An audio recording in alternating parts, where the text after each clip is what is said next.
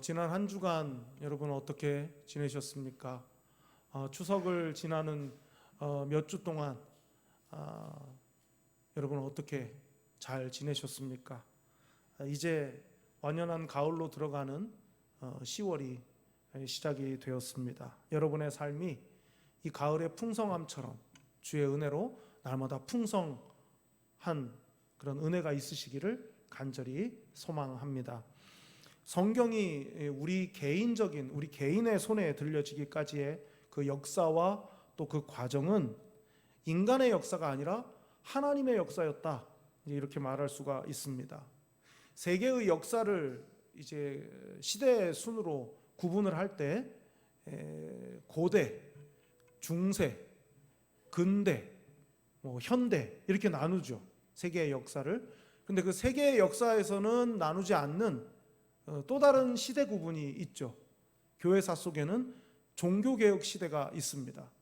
세상 역사에서는 잠깐 언급하고 넘어가지만 사실 그 종교개혁의 그 시대라 함은 중세와 근세를 연결하는 아주 중요한 전환점이 되는 그런 시기였습니다. 바로 그때 종교개혁이 일어났을 뿐만 아니라 종교개혁과 맞물려서 성경 번역의 역사도 그때부터 완전히 새롭게 열리기 시작합니다. 이 성경 번역의 역사가 중요한 것은 중세시대 때까지만 해도 성경은 개인이 소유할 수가 없었습니다. 오직 라틴어로 된 성경만이 예배 시간 중에만 사용되었을 뿐 개인이 성경을 소유하거나 개인이 성경을 읽거나 번역하는 일은 매우 심각한 문제로 받아들이고 또 그럴 수 없는 시대였습니다. 중세 로만 카톨릭은 개인이 소유하거나 성경을 번역하는 것을 엄격히 금했기 때문에 성경의 이야기를 하든 아니면 전혀 성경 밖의 이야기를 하든 사제의 말은 곧 하나님의 말씀이었습니다. 그래서 하나의 교회가 가능했죠. 라틴어로 된 하나의 번역 성경만 가질 수 있었고 그것은 사제들만 읽을 수 있고 해석할 수 있었기 때문에 성경 안의 이야기를 하든 밖의 이야기를 하든 성도들은 알지를 못했고 그랬기 때문에 교회는 하나의 교회가 가능했습니다. 세상 지식에서도 무식하고 성경에 대해서도 무식했기 때문에 죄송한 이야기지만 교회가 신자를 다스리고 통제하기가 너무 쉬웠던 시대였습니다. 대신 뭘 자꾸 보여주어야 했죠. 사제만의 특별한 옷을 입어야 했고 강단은 그 자체가 하나의 거룩한 그림이 되게 했습니다. 교회당은 세상의 다른 건축물보다 훨씬 웅장하고 화려했습니다. 일주일에 한 번 예배당에 가면 평소 보지 못하던 화려함을 눈으로 보아야 했습니다. 사제의 강론을 들었죠. 일정한 운율에 맞춰서 거의 읽다시피 하는 그런 강론을 듣는데 거의 삶과는 연결이 되지 않는 그런 강론을 들어야 했습니다. 미사 때마다 성찬은 계속 있었고 희고 붉은색의 시각적인 효과로 가득했습니다. 금과 은으로 된 그릇에 담겨진 떡을, 포도주를 나누면서 미사에 참여하는 것, 찬송을 부르는 것은 허용되지 않았습니다. 중세 때까지만 해도 회중 찬송이라는 말 자체가 없었고 아직 변성기가 지나지 않은 소년으로만 구성된 성가대가 단선의 노래만을 부를 수 있었습니다. 그것을 교인들은 듣기만 하는, 종교개혁 전까지는 듣기만 하는 그런 예배였습니다. 성경을 주지 않는 대신에 신자들로 하여금 무언가를 계속 보고 듣는 것으로만 마음을 채우는 시간이었습니다. 그래서 예배당에 다녀오는 게 신앙생활의 만족도를 매우 크게 좌우하던 때가 있었습니다. 그야말로 예배를 보러 다니는 때였었습니다. 반면에 종교개혁은 사람들에게 성경을 나누어 주었습니다. 성경을 읽게 했습니다. 성경을 번역하고 성경을 개인이 소유할 수 있게 했습니다. 당연히 다양한 번역이 가능해졌고 또 각자가 해석하고 성경을 읽으면서 공부할 수 있게 되었습니다. 그리고 성경을 아는 만큼 하나님이 보이고 세상이 성경을 아는 만큼 달리 보이기 시작한 시대는 종교개혁 시대 이후입니다. 예전, 그러니까 예식이 사람을 바꾼 게 아니고 말씀이 사람을 바꾸고 세상을 바꾸기 시작한 시대가 종교개혁 이후의 시대다라고 말할 수 있습니다. 이걸 사도행전의 언어로 말하자면 복음입니다. 복음으로 사람이 바뀌고 시대가 달라지게 됐다 하는 것이죠. 왜 바울이 가는 곳마다 복음을 전했겠습니까? 자기 자신이, 복음 때문에 자기 자신이 바뀌었기 때문 아니겠습니까? 사람이 언제 바뀝니까? 내가 틀렸다는 것을 알았을 때 사람은 바뀝니다. 내가 틀리지 않았다라고 생각하면 사람은 바뀌지 않죠. 사람이 내가 틀렸다는 것을 발견하는 계기가 복음이면, 복음 때문에 내가 틀렸었다는 것을 알게 되면 그 사람의 인생은 완전히 달라지게 되어 있는 것이죠. 그래서 바울은 자신이 만난, 그래서 내가 주님을 만났고 그래서 내가 틀렸음을 알았을 때 변화를 경험하고, 그렇게 변화를 경험한 바울이 아라비아에서 또 길리기아 다소에서 하나님의 말씀을 통해서 내가 만난 주님이 누구신지, 그리고 주님께서 내게 원하시는 것이 무엇이고 주님께서 무엇을 하셨는지를 복음을 통해서 알게 되었을 때 그는 완전히 달라진 삶을 살게 되었고 가는 곳마다 바로 그 복음을 전할 수가 있게 되었습니다. 바울이 갈라디아 교회를 향해서 다른 복음을 전하면 저주를 받으리라 라고 말한 이유도 복음은 하나라는 뜻이 되는 것이죠. 하나의 복음, 그 하나의 복음 때문에 변화된 사람들의 공동체가 바로 교회 아니겠습니까? 성경을 읽고 복음에 접근하는 것, 그것이 우리 모든 신자의 마땅한 신앙생활의 모습일 것입니다. 성경을 안 읽어도 교회만 가면 신앙생활이 충분하다, 말씀을 공부하려는 마음이 전혀 없어도 교회만 가면 신앙생활이 충분하다라고 생각하는 것은 중세시대로 돌아가겠다는 뜻과 다르지 않습니다. 베레아 사람들처럼 오늘 들은 말씀이 정말 그러한가, 하나님의 말씀이 맞나 해서 말씀을 읽고 공부했던 것처럼 우리가 하나님의 말씀을 가까이 하고 복음을 읽고 그 복음에 합당한 삶을 살려고 할 때 우리 개인의 변화뿐만 아니라 시대를 변화시킬 수 있다 하는 것입니다. 성경을 모르는 게 창피한 게 아닙니다. 안 읽고도 신앙생활을 하는 게 그게 창피한 일이죠. 성경을 읽지 않고는 바르고 건강한 신자로서 하나님 앞에 설 수 없고, 복음을 알지 못하고는 하나님이 기뻐하시는 신실한 신자로서의 삶을 살 수 없는 것입니다. 삶이 되려면 하나님의 말씀, 복음 중심의 삶을 살아야 하는 것이죠. 오늘은 바로 그 성경의 핵심인 복음 때문에 어떻게 사람이 바뀌는가, 복음이 사람을 어떻게 바꾸어 놓았는가, 또 복음의 내용과 그 전하는 방법에 관해서 잠시 생각해 보려고 합니다. 첫째로 생각해 볼 것은 복음은 새로운 질서를 만든다 하는 것입니다. 자, 13절 말씀을 보겠습니다. 바울과 및 동행하는 사람들이 바보에서 배 타고 밤빌리아에 있는 버가에 이르니 요한은 그들에게서 떠나 예루살렘으로 돌아가고. 안디옥 교회로부터 파송받은 최초의 선교사는 바나바와 사울 아닙니까? 바나바와 사울이 선교사로 파송이 됐고 마가 요한이 합류해서 함께 선교 여행을, 전도 여행을 다녔죠. 근데 오늘 본문에서는 비시디아 안디옥이라고 하는 지역에서 복음을 전하게 되고요. 그 장소는 비시디아 안디옥에 있는 한 회당입니다. 그 회당에서 바울이 복음을 전했다는 이야기를 전해주고 있는데, 이 13절이 특별한 것은 바울과 및 동행하는 사람들이라고 적고 있다는 겁니다.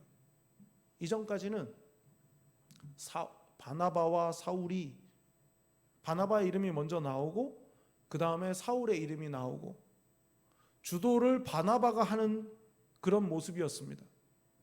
근데 이제 오늘 본문을 통해서 우리가 살펴볼 수 있는 것은 바울과 동행하는 사람들이라고 적고 있어요. 바나바의 이름도 적고 있지 않습니다.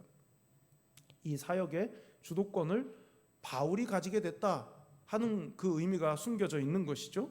여러분, 사람이 참 다르지 않습니까? 바나바 같은 경우는 어떤 사람입니까? 그 이름의 뜻이 위로하는 자 이런 뜻이거든요. 위로하는 자. 그러니까 중심이 내가 아니라 남인 거예요. 이 바나바라고 하는 사람은 관계 중심의 사람입니다.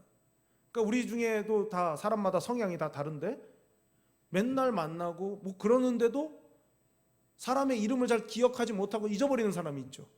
예. 근데 바나바 같은 사람은 그런 사람이 아닌 겁니다. 일보다 사람인 거예요. 관계 중심인 겁니다. 그러니까 이 사람은 남을 잘 이렇게 세워주고 남을 잘 격려하고 이제 그런 게 잘 되는 사람인 거죠. 이 바나바는. 그런데 여러분 반대로 바울은 어떻습니까? 바울은 그냥 사람 이름을 자꾸 잊어버리는 사람인 거예요. 일이 중요한 사람인 거예요. 뭐 사람들은 잘 뭐 이름은 잘 헷갈리고 뭐 이렇지만 어떤 일을 감당함에 있어서는 실수가 없고 그 일에 대해서는 치밀하고 그리고 추진력이 막 강하고 말이죠. 그런 사람이 바로 바울입니다. 과업 중심의 사람이 바로 바울이라 이렇게 말할 수 있겠죠. 자, 교회는 이 두 종류의 사람들이 섞여 있는 겁니다. 하나님께서 그렇게 하신 것 같아요. 그래야 작품이 되니까. 바울과 바나바는 참 다른 성향의 사람들이지만 이들이 함께 하나님의 위대한 선교 사역을 감당했습니다. 교회도 마찬가지죠. 사람은 누구나 다 자기식으로 생각하고 남도 자신과 같을 거라는 생각을 하게 됩니다. 그러나 그렇게 지내다 보면 그렇지가 않죠. 서로가 서로를 다르기 때문에 이해하는 데 시간이 걸릴 경우도 있습니다. 하지만 성령님께서 한 분이시기 때문에 각각 다른 성향을 갖고 있지만 그러나 그 안에서 하나님의 위대한 역사를 함께 만들어갈 수가 있는 거죠. 다른 것을 조화로 하나님이 바꾸시는 것 아니겠습니까? 여러분 우리 한사랑교회도 마찬가지입니다. 이 두 종류의 사람들이 서로 섞여 있습니다. 바나바처럼 일보다 사람의 관심이 많아서 흙 속의 진주를 찾아내가지고 하나님 앞에 그 일을 잘 감당하도록 세우는 그런 사람들도 분명히 있습니다. 그런가 하면 남들은 미처 생각하지도 못하고 또 다른 사람의 눈에는 보이지도 않는데 어떠한 일들을 잘 찾아내고 그 일의 순서를 잘 매겨가지고 일을 아주 잘 처리해내는 그런 분들도 있습니다. 뭐 어떨 때 보면 교육자들보다 더 열정이 뜨거워서 그 일을 잘 진행하시는 분들도 계십니다. 그런데 여러분 여기서 우리가 잊지 말아야 할 것이 있습니다. 나와 다른 그런 성향을 가지고 있는 그런 사람들의 성향을 잘 파악하고 조화롭게 잘 맞춰가는 것보다 더 중요한 것은 어떤 일에든 하나님의 인도하심에 따르는 것이 1순위라는 겁니다. 우선순위라는 거죠. 예, 성향이 다르고 또 일하는 방식도 다르고 다 다르지만 말이죠. 하나님의 인도하심을 따르는 게 최우선이다. 13절을 보면 분명히 주도권이 바울에게로 넘어갔습니다. 이제 바울이 이끄는 거예요. 이제 이후로는 바울의 이름이 먼저 나오고 바나바가 나오거나 아니면 바울의 이름만 나오거나 함께 동역함에도 불구하고 그렇습니다. 어디를 봐도 바나바가 문제를 제기했다는 내용이 사도행전에 없어요. 왜 네가 먼저냐? 왜 네가 앞서냐? 왜 네가 나서냐? 이런 게 바나바가 없다는 것이죠. 바나바가 위대한 것은 바울을 무대 위에 세웠을 뿐만 아니라 자기는 그 무대에서 내려갔다는 거죠. 그게 바나바의 가장 큰 특징입니다. 다른 사람을 무대에 오르게 하는 것은 다 누구나 할 수 있지만 그 사람을 오르게 하고 자기가 내려가는 것은 그건 참 어려운 일입니다. 여러분 교회나 정치나 세상이나 어디를 봐도 자기 자리에서 때가 돼도 내려오지 않으려고 하는 게 사람의 심리입니다. 이건 누군가가 특별한 사람이 그런 게 아니라 누구나 다 마찬가지입니다. 이게 내 자리라 생각하는 사람은 내려오고 싶어 하지 않습니다. 그런데 내 곁에 세우는 정도가 아니라 그 사람을 내 자리에 세우고 나는 사라지는 거. 바나바가 그렇게 한 사람이고 바나바를 사람을 세우는 사람이라는 별명을 붙여서 사람들이 부르는 이유도 바로 그것 때문 아니겠습니까? 일반적인 경우의 예를 들어보겠습니다. 우리 교회는 그런 일이 없어요. 예. 아직까지 그런 일은 없었던 것 같습니다. 근데 이제 반주자 문제입니다. 반주자. 대개의 교회에서 거의 다 그런 분위기가 만들어지는데요. 예를 들어 이런 경우죠. 각 예배의 반주자가 딱 따로 정해져 있는데 어떤 예배의 반주자가 못 오게 된다든지 제 시간에 못 오게 됩니다. 그러면 어떻게 해야 됩니까? 예배 반주자가 없으면 안 되기 때문에 다른 반주할 수 있는 사람한테 연락을 해서 갑자기 반주자가 비게 됐다, 나와서 반주 좀 해달라, 그랬을 때 만들어지는 그 묘한 그런 감정의 흐름들, 이런 생각을 하거든요. 원래 반주자가 아무개인데 지금 없어가지고 내가 가서 할 수는 있지만 내가 대신 반주를 하고 있는데 그 반주자가 오면 그때 어떻게 해야 되냐, 그 사람의 영역을 침범하는 것 같아가지고 쉽게 응해 주지를 않습니다, 반주자들이. 여러분 한번 잘 생각해 보시기를 바랍니다. 이런 경우일 때 양자 간에 어떤 생각을 하는 게 건강한 거겠습니까? 나는 대타로 가서 반주를 해주다가 본래의 반주자가 오면 난 살짝 비켜주면 되는 거지. 하나님의 예배가 중요한데, 이렇게 생각을 해야 되는 것이죠. 반대로 내가 사정이 있어서 늦거나 못 가게 되는 반주자의 입장에서는 내가 못 가게 돼서 예배가 하마터면 펑크가 날 뻔했는데 그 사람이 대신 해줘서 너무 고맙다, 그리고 좀 미안하다, 서로가 이렇게 생각을 하면 건강한 거 아니겠습니까? 그렇게 돼야 되는데 중간에서 중재하고 조율하는 사람도 엄청 눈치를 살피고 엄청 조심해야 돼요. 기분이 상하면 어떡하나. 여러분 사람 마음은 다 비슷하죠. 배려를 해주고 그런 상황일 때 마음이 상하면 어떡할까 조심하는 게 맞고, 또 내가 원래 그 시간에 반주자가 아니기 때문에 조심스럽다, 이건 다 이해가 되고 다 그럴 수 있어요. 그러나 대전제가 뭡니까? 나는 사역자라는 거예요. 나는 사역자라는 생각입니다. 사역자라고 할 때 그 사자가 시키다의 의미가 있어요. 내가 봉사라고 하면 내가 골라서 하는 겁니다. 봉사는 내가 골라서 내가 하고 싶은 만큼 하는 게 봉사예요. 내 사역은 시켜서 하는 겁니다. 내 취향이나 내 의지나 이런 것보다 더 중요한 게 누가 내게 사역을 위임했는가, 그게 중요한 거죠. 여러분 우리 주님이 우리에게 원하시는 게 뭡니까? 얘들아, 너희가 내 손이 되어주기를 바란다. 너희가 내 발이 되어주기를 바란다. 교회를 향하신 주님의 마음이 그거 아니겠습니까? 그 주님 대신 우리가 손 노릇을 하고 발 노릇을 하는 거 아니겠습니까? 시키셔서 하는 거예요. 그러므로 하다가 이런저런 이유로 그만두거나 뭐 그런 것도 아니고요. 하나님께서 시켜서 하시는 일이기 때문에, 시키셔서 하는 일이기 때문에 내가 하나님께서 하셔야 할 일 중에 어느 부분을 내가 위임받아서 하는 거다, 이런 마음을 갖는다면, 사람끼리는 감정적으로 그런 감정의 교류가 있을 수 있겠지만 이건 하나님 일이고 하나님이 하실 일을 내게 맡기신 거다라는 사역의 마음이 있다면 아까 말씀드린 그런 감정들은 나중에 생각해도 될 문제다 하는 것이죠.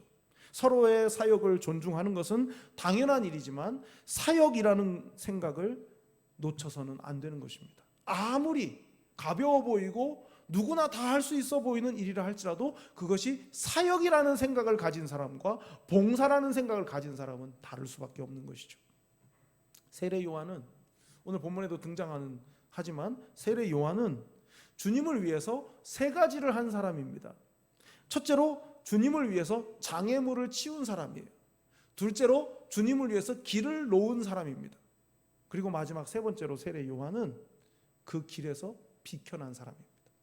주님을 위해서 길을 놓고 그리고 그 길 가 옆으로 비켜준 사람이 바로 세례 요한이었습니다. 세례 요한은 예수님보다 6개월 먼저 세상에 왔습니다. 그러나 주님을 나타내었을 뿐 자신을 드러내지는 않았습니다.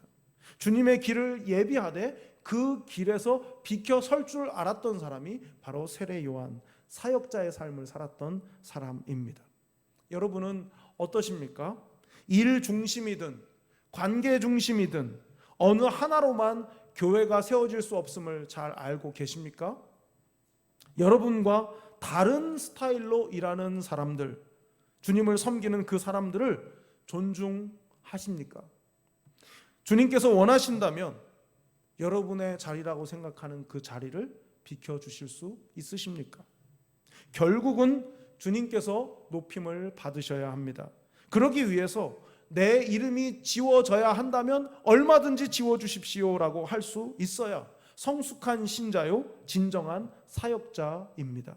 나는 죽고 예수로 산다는 것이 바로 그런 것 아니겠습니까? 주를 위해서 나를 내어줄 수 있을 때 그것이 곧 주님을 닮은 복음으로 변화된 사람의 삶이 아니겠습니까?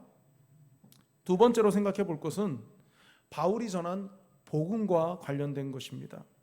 바울은 비시디아 안디옥의 회당에서 말할 기회가 왔을 때 조금도 주저함이 없이 복음을 전하기 시작했습니다. 16절부터 41절까지가 비시디아 안디옥의 회당에서 바울이 설교한, 그러니까 사도행전에 나오는 바울의 설교 중에 가장 긴 그런 내용입니다.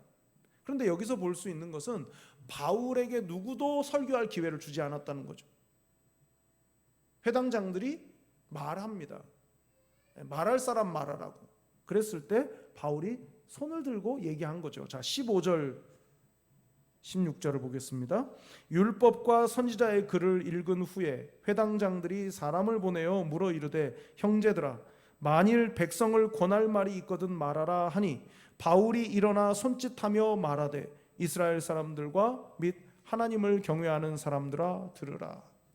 바울이 17절부터 쭉 살펴보면 이스라엘 백성들의 출애굽, 광야 생활, 가나안 정착, 그리고 왕정시대, 사사시대, 왕정시대, 그리고 세례 요한의 이야기, 예수님의 이야기에 걸쳐서 쭉 풀어서 하나님의 구원 역사를 바울이 설명하고 있습니다. 장소가 회당 아닙니까? 회당은 어떤 곳입니까? 회당은 혈통적으로 유대인인 사람들이 정신적으로 진짜 유대인이 되도록 만들어주는 공간이 바로 회당입니다. 회당의 역사는 바벨론 포로기로 보죠. 바벨론 포로기에 여러 민족하고 섞여서 지내야 했을 때 그들을 너네는 유대인이다. 너네는 하나님이 너희를 택했고 하나님께서 너희를 사용하시고 너희를 구원하신다 하는 것을 배우는 공간이 바로 회당이었습니다. 바로 그 회당에서 바울이 복음을 전하는데 회당에 모여있는 사람들 대부분이 유대인이기 때문에 바울은 복음을 전하는 방식에 있어서 유대인들이 알아들을 수 있는 말로 복음을 전했습니다. 우리가 복음을 전할 때 잊지 말아야 할 중요한 것 하나가 있는데요. 복음을 들어야 되는 사람들이 누군가에 대한 이해입니다. 지금 내가 복음을 전하는데 이 듣는 사람들이 어떤 사람인가에 대한 이해가 분명하지 않으면 듣기도 전에 귀를 막아버립니다. 그래서 바울은 회당에 있으니까 이들이 유대인이었으니까 유대인들이 알아들을 수 있는 말로 복음을 설명하기 시작했던 것입니다. 복음 전도의 방법론이라 할 수 있겠죠. 모두가 다 바울처럼 그렇게 복음을 전할 수는 없겠지만 내가 아는 범위 안에서 들을 대상의 귀에 잘 들리도록 복음을 설명할 수 있어야 합니다. 여러분, 그럼 복음의 본질은 무엇입니까? 복음의 본질은 예수 그리스도와 그의 구원하시는 구원 역사 아니겠습니까? 바울의 설교나 바울의 전도를 보면 방법과 형식은 다양하지만 항상 내용은 복음이었습니다. 복음의 본질을 이야기했습니다. 방법론과 내용 사이의 균형을 이루는 것이 매우 중요하겠죠. 바울이 복음을 담아낸 그릇은 다양했지만 내용은 언제나 예수 그리스도였습니다. 여러분, 우리에게 필요한 것이 무엇이겠습니까? 복음의 핵심인 예수 그리스도를 잘 표현하는 훈련이 우리에게 필요합니다. 제가 훈련이라고 말씀을 드린 것은 신앙생활을 오래 하면 할수록 항상 만나는 사람들이 교인들로 자꾸 이 관계 폭이 좁아지거든요. 마음을 나누는 사람들이 자꾸 좁아집니다. 교인들하고만, 예수 믿는 사람들하고만 자꾸 만나게 되죠. 그렇기 때문에 예수님을 안 믿고 모르는 사람들에게 복음을 설명하는 실력이 자꾸 줄어드는 겁니다. 가장 그게 잘 안 되는 사람들이 교육자들이죠. 맨날 교인들하고만 말하죠. 제가 스크린 골프를 하러 가겠습니까? 노래방을 가겠습니까? 무슨 제가 클럽 같은 데를 가겠습니까? 저는 여러분 없으면 저는 만날 사람이 없어요. 그러다 보니까 맨날 하는 얘기가 우리끼리 알아듣는 얘기만 하기 때문에 예수를 모르는 사람에게 무슨 말로 저 얘기를 풀어가야 되는지 잘 모를 수 있단 말이죠. 교육자가 아니더라도 신앙생활을 계속 오래 하면서 교인들하고만 지내다 보면 그래진단 말이에요. 점점 복음의 본질을 이야기하기도 전에 막히는 이야기를 자꾸 한단 말이죠. 언어 자체가 달라져야 돼요. 말 표현이 달라져야 됩니다. 하늘의 이야기를 하기 위해서, 하늘의 이야기를 알게 하기 위해서 땅의 언어로 말해야 되는 거예요. 너무 우리가 그 교회적인 용어만 자꾸 써요. 여러분 고퇴가 뭔지 아십니까? 고퇴? 이 교회에서만 쓰는 말이에요. 고퇴. 뭐뭐 하기로 결정했습니다. 땅. 이거 치는 게 고퇴예요. 이런 말 모르시잖아요. 차료. 교회에서만 쓰는 말이에요. 근데 우리가 뭐 그런 말은 잘 쓰지 않지만 뭐 은혜 받았다. 예수 안 믿는 사람들은 은혜 받았다는 말은 뭔 말인지 몰라요. 우리가 제일 많이 쓰는 말이지만. 그러니까 그들이 알아들을 수 있는 말로 설명할 수 있어야 돼요. 여러분 예수님께서 천국을 설명하시면서 하나님 나라를 설명하시면서 하나님 나라는 천국은 마치 이와 같으니 하면서 무슨 얘기 하십니까? 마치 밭에 감추인 보화와 같으니. 보물을 밭에 감췄다. 땅의 언어잖아요.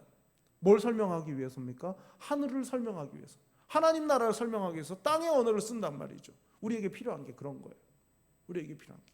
우리끼리 있을 때는 괜찮지만 하나님을 알지 못하는 사람에게 이야기하려고 하면 중보기도 내가 누가 엄마를 위해서 중보기도 할게. 그럼 중보기도가 무슨 말인가? 몰라요. 그냥 당신을 위해서 내가 하나님 앞에 기도하겠다. 그렇게 말을 해도 되는데, 그러니까 전도는요. 우리가 아는 그들이 모르는 말로 그들을 제압하는 게 아니에요. 그들을 이겨먹기 위해서 하는 게 전도가 아니라고요. 구원으로 해. 초대고 초청이니까 알아들을 수 있는 말로 해야 되겠죠. 그러려면 그들의 삶을 들여다봐야 되는 거예요. 그 사람이 어떤 사람인가? 어떤 형편에 있는가? 그래야 전도할 수 있는 거 아니겠습니까? 바울이 26절부터 30절 좀 볼까요? 26절부터 30절.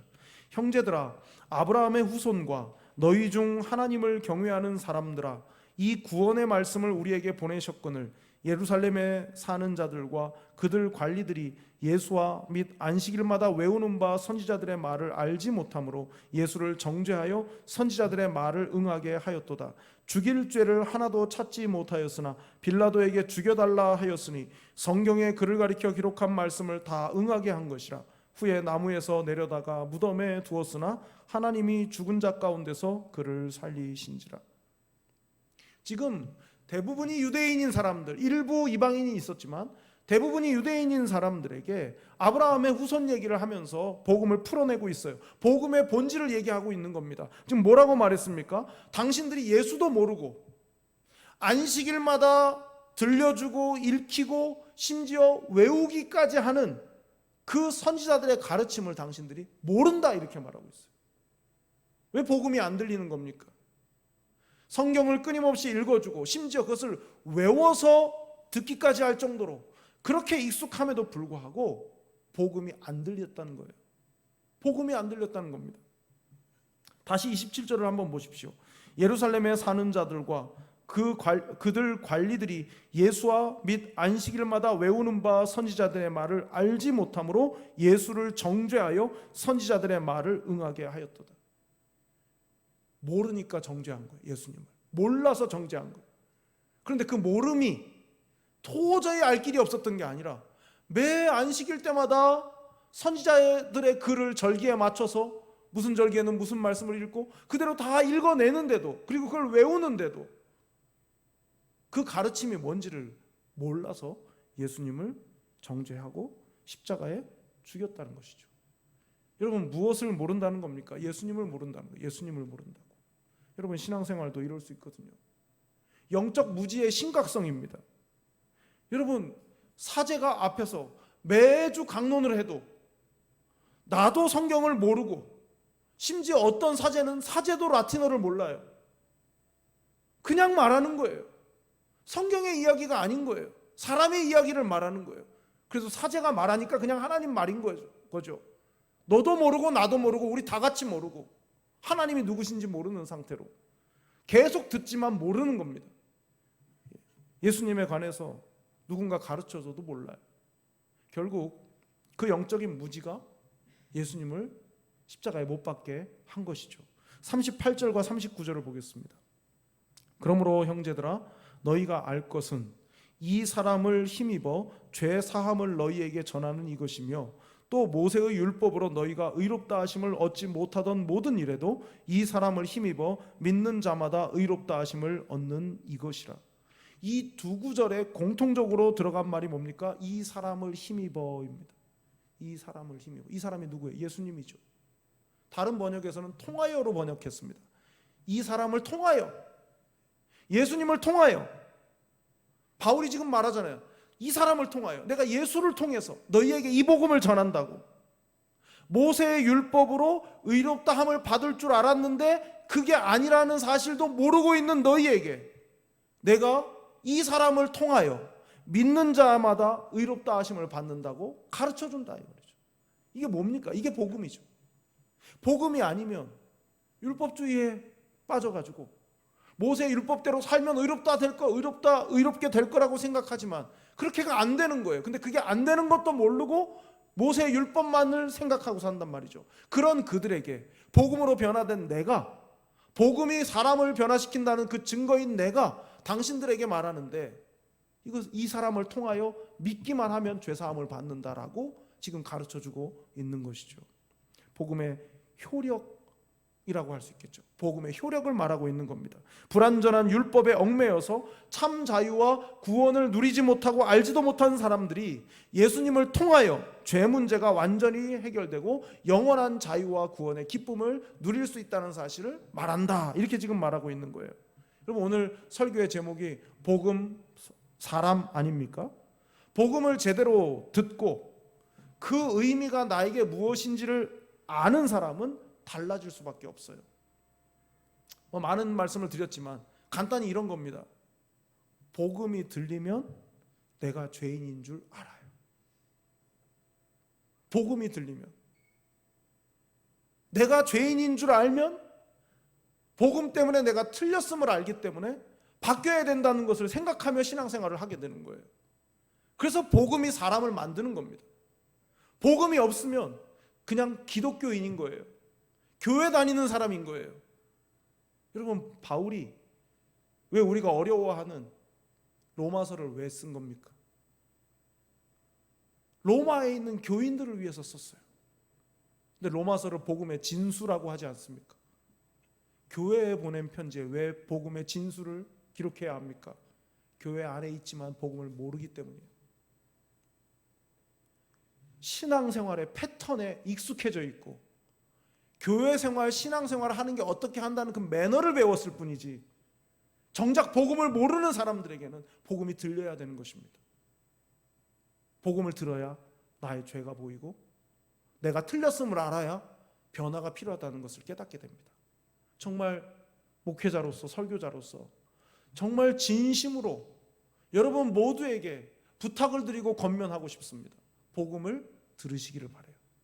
그 복음을 성경 속에서 찾으시기 바랍니다. 주님께서 왜 십자가를 지셨는지 그 이유를 깨닫는 은혜가 여러분 모두에게 있으시기를 바랍니다. 여러분은 어떠십니까? 알고 있다고 생각하지만 그러나 정확히 알지 못하고 있는 영적 이치가 있으십니까? 복음을 통해서 여러분에게 일어난 변화는 무엇입니까? 사랑하는 교우 여러분, 교회 안에 있다고 교회를 다닌다고 저절로 변화되는 것이 아닙니다. 교회 안에 오랫동안 머물고 있다고 해서 영적 이치를 저절로 깨닫게 되는 것도 아닙니다. 복음은 먼저 교회 안에 전해져야 합니다. 익숙하면서도 알지 못하는 복음의 본질을 깨닫고 또 변화를 경험할 때 복음을 땅의 언어로 설명할 수 있게 되고 그리고 그것이 열매로 이어지게 될 것입니다. 복음의 사람이 되시기를 바랍니다. 복음으로 설명할 수 있는 인생을 살아나가시기를 바랍니다. 그리할 때 여러분이 가진 복음을 통해 또 다른 한 사람의 복음 때문에 변화되는 사람이 태어나게 될 줄로 믿습니다. 기도하겠습니다. 사랑이 많으신 하나님 아버지, 그 복음이 우리를 한 곳에 모이게 하고 같은 신앙 고백을 하게 하시는 줄 믿습니다. 바로 그 복음의 사람이 되기를 원합니다. 복음 때문에 변화된 사람들의 공동체가 되게 해 주십시오. 복음을 살게 하실 뿐 아니라 복음을 땅의 언어로 지혜롭게 설명할 수 있는 저희가 되게 해 주십시오. 영적 어리석음과 무지에 속한 사람들에게 예수의 복음으로 변화된 인생을 살게 하는 복음의 심부름꾼이 되게 해 주십시오. 다음 세대를 위해 복음의 연결고리 역할을 하는 한사랑교회가 되게 해 주십시오. 사랑이 많으신 예수님의 이름으로 기도드립니다. 아멘.